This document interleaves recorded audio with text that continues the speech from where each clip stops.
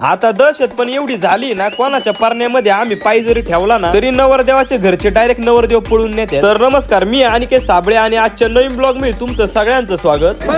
अखेर 10 वर्षाची होडी कडला पोहोचली. आता लग्न पण अशा मित्राचं आहे ना, ज्यांनी प्रत्येकाच्या लग्नामध्ये ना नवरदेवाला मोकार वैताग दिलेला आहे. आणि जेव्हा त्याच कार्यकर्त्यांनी पारण्यामध्ये एंट्री हाणली ना, तर नवरदेवाच्या घरच्यांनी नवरदेव डायरेक्ट पळून घेऊन चालले. आणि त्यात आमचे कार्यकर्ते पण असे अँटिक डायरेक्ट गाडीला आडवे होत्यात.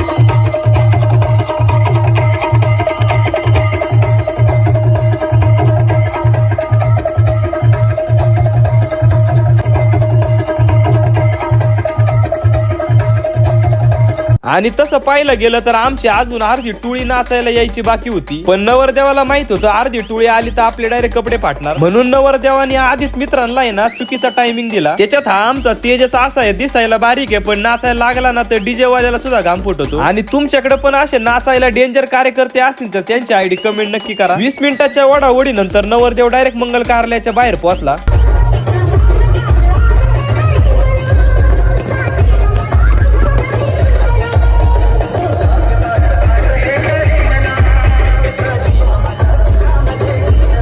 मंगल कार्यालय समोर पण नीट 2 गाणे झाले नाही, तेच नवरदेव वाडावडीला चालू झालं. पण आपले कार्यकर्ते म्हणले होते राडा होणार, पोरं नाही ऐकणार.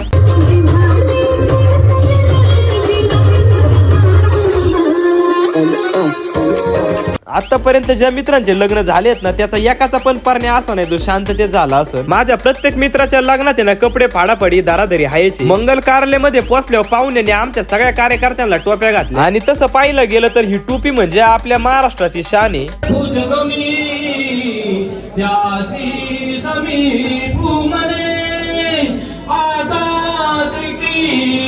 लग्न कोणाचं पण असो, पहिली मंगलाष्टका संपली ना पहिलं कार्य असतं ते म्हणजे जेवणाचं. असं म्हणत आमच्या सगळ्या कार्यकर्त्यांना घेऊन पहिली पंगत धरली आणि टपक्यात जेवण करून डायरेक्ट फोटो काढायला पळालो. आणि गेल्या गेल्या फोटोवाल्यांना म्हणलं आमचे फोटो तुम्ही आमच्या मोबाईल मध्येच काढा, आणि आम्हाला पण माहिती तुम्ही काही फोटो आम्हाला देणार नाही आणि अल्बम मध्ये काही छापणार नाही. तर कसा वाटला तुम्हाला आजचा ब्लॉग? आवडला असेल तर लाईक करा, कमेंट करा, फॉलो करा. धन्यवाद.